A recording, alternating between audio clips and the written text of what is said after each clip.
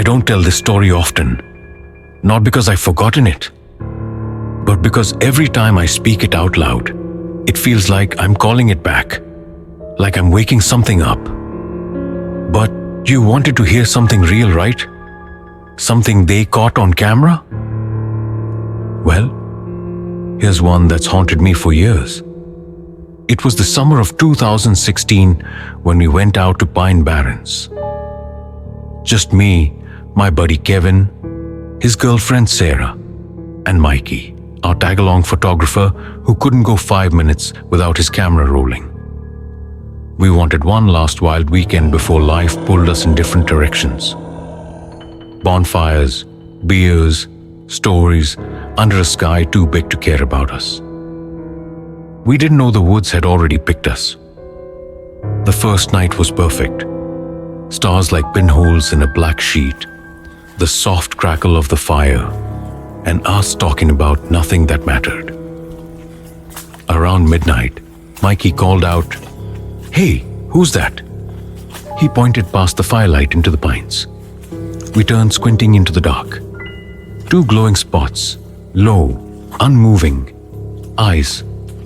We thought it was an animal. A raccoon, maybe. We laughed it off. Animals are always curious when people come stomping through their woods. But the eyes, they stayed. They didn't blink. They didn't flinch when Kevin threw a rock toward them. They just watched. We tried to forget about it. We drank, we joked, we went to bed. But that watching didn't stop. Second night, it was the same. The eyes appeared again. This time on the opposite side of the camp. Same glow, same dead stare. Mikey started filming everything. He said he wanted to catch a shot of it, prove it was just some nocturnal critter. But when we played the footage back, that's when it got weird. In the clips, the eyes would vanish. And in the same second, they'd reappear in a completely different part of the frame. It was like whatever was watching us could jump across the woods in the blink of an eye. Not walk, not run. Jump. I remember Kevin going pale. He rewound the tape over and over. There was no sound, no footsteps, no crunching leaves. Just silence, and those awful steady eyes. We didn't want to stay another night, but Mikey, being Mikey, insisted we were onto something. "It's probably just an owl," he said, though none of us really believed it. Third night, the eyes came back. Closer now. We stopped pretending. We packed our stuff in the dark, frantically, cursing at tangled ropes and stubborn tent poles. That's when Sarah screamed. She was pointing at the tree line, at the camera. Mikey had left it recording on a stump. In the frame. The eyes weren't out there anymore. They were standing right behind us, close enough to touch. No body, just the eyes, hovering in the dark, burning like embers. We ran, left half our gear behind. When we reached the car, we locked the doors, breathing like animals, too afraid to look back.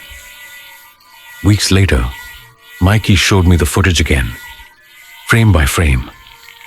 And there's something else we missed that night. Sometimes, just for a fraction of a second, you can see the outline of something tall, impossibly thin. And the worst part? In one frame, right before the video cuts to static. The eyes aren't looking from the trees anymore. They're looking from inside the tent. People say the Pine Barrens are full of stories. I didn't believe them until now. Until something there believed in me. If you ever go camping and you see eyes watching from the woods, don't wait, don't film it, don't try to figure it out. Just run before it learns your name.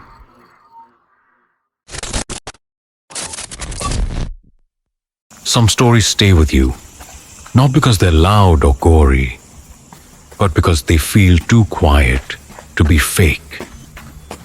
They creep in like a soft breath on the back of your neck. This one's like that. It's about something they caught on camera. A real recording. But it's what they heard before the footage that still haunts them. It was fall, 2019. A group of friends went camping up in Blackridge. Nothing fancy, just the usual. Tents, firewood, beers, stories. They weren't ghost hunters. They weren't thrill seekers. They were just looking for a weekend away from phone screens and traffic noise. The first night went smooth. Calm. Cold enough to make the fire feel like home. But when they woke up the next morning, they found something strange. Thin scratches across the fabric of their tents. Not deep, not torn. Just marks. A dozen thin dragging lines. Almost like someone had gently traced their fingers along the outside in the middle of the night. They laughed it off. Animals maybe. Or branches swaying in the wind. Nothing to lose sleep over. Second night, the scratching came back. This time they heard it. It started sometime after midnight. Slow, deliberate.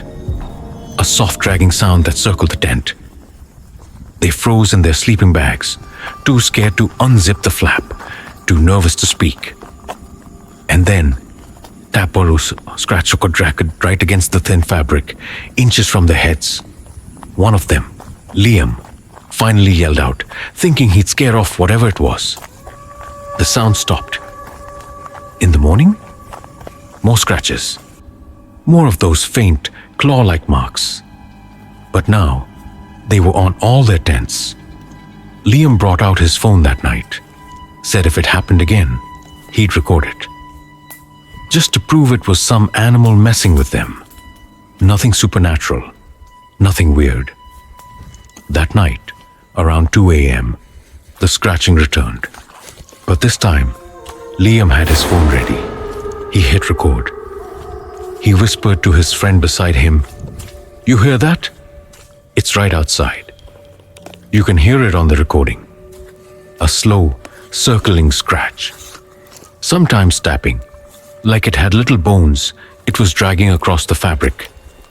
But when Liam finally burst out of the tent, camera shaking in his hand, there was nothing. No animals.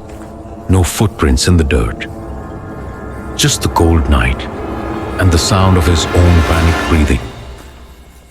He thought maybe he missed it. Maybe it ran off too fast. So the next night, he left a camera running outside the tent, pointed right at where the scratching always came from. And yeah, it came back. What the camera caught, it wasn't an animal, it wasn't a person. On the footage, you can see something crawling. A figure on all fours, its limbs too long, its joints bending the wrong way. Its hands, if you can call them that, ended in these thin pale points, almost like twigs. It doesn't walk. It creeps, slow, careful, like it knows it's being watched. But the worst part? The thing doesn't scratch with its fingers. It presses its face against the tent. Long skeletal teeth drag across the fabric, making that horrible, soft scraping sound. And when it turns to look at the camera, its eyes don't shine like an animal's. They just stay dark, empty. The recording cuts after that. Battery died. They left before sunrise. Didn't pack up, didn't care about the gear. Liam posted the video online. Some people called it fake. Others said it looked like a Wendigo or a crawler, or something ancient that shouldn't have a name. But Liam doesn't care what they call it, because sometimes, even now, on quiet nights when the wind's just right, he still hears that faint scratching on his bedroom window. And he doesn't dare look.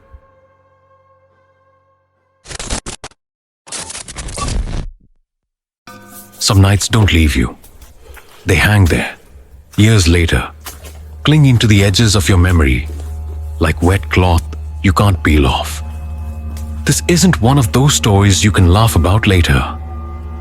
This one, it follows you. I heard this from Aaron, a guy who doesn't scare easy. Spent half his life camping solo, out in places where the roads turn to dirt and the night feels thick enough to choke on. But he won't camp anymore. Not since the lake. It was early spring, cold nights, but quiet. Aaron had gone out to this remote spot near Lake Grayson, hoping for solitude, a little fishing, some time away from his phone. He brought his GoPro, habit really. He liked filming time lapses, the fire crackling, the lake mist rolling in at dawn. First night was uneventful. Stars, silence, just what he wanted. But at 3:17 a.m., his GoPro picked up something. At first it was faint, a soft broken sobbing just outside the tent. Not a scream, not some ghostly wail, just quiet crying. The kind you almost feel guilty hearing. He thought maybe someone was in trouble, lost, hurt. There were no other cars at the trailhead, but maybe someone came in late. He grabbed his flashlight and unzipped the tent. The crying was still there, just ahead toward the lake. That's when he saw her. A woman, soaked to the bone, hair dripping, wearing this thin, clinging nightgown. She was barefoot, pacing the shoreline, back and forth, like she didn't know where she was. Aaron called out, "Are you okay? Do you need help?" She didn't react, just kept pacing, head down, that sobbing never stopping, like it was pouring out of her, whether she wanted it to or not. He stepped closer, careful, heart thudding. "Ma'am, are you alone?" Nothing? Just that circling walk and the sound of wet feet slapping the shore. Aaron said he felt this pull, like he wasn't supposed to walk away. Like the lake wanted him closer. But something in him pushed back. His skin prickled all over. His legs started moving without his head catching up, backing away step by step. And then the crying stopped. The air snapped quiet, like the sound had been yanked out of the world. He turned to head back to the tent. And that's when she was right behind him. Not pacing anymore. Not crying. Just standing there. Water dripping from her fingertips. Her hair hanging over her face. Her mouth just barely open, like she'd been whispering to him all along, and he'd only now caught up. Aaron bolted. He sprinted back to the tent, zipped it shut like that thin fabric could save him from whatever he'd just seen. The GoPro was still recording. He said he couldn't bring himself to watch it for weeks. But when he finally did, he heard something buried under the crying. Something low, something that sounded like words. Slowed down, he made out the whisper. "Come with me. It's cold. Come with me." And just before the footage cuts out, this frame, just one, where you can see her face. But the eyes? They weren't looking at him. They were staring straight into the camera. Like she knew he'd be watching later. Aaron doesn't go near lakes now, doesn't camp. He says some things out there aren't meant to be found. And if you ever hear crying outside your tent, don't answer, don't look, don't follow. Some things are just waiting for you to come closer.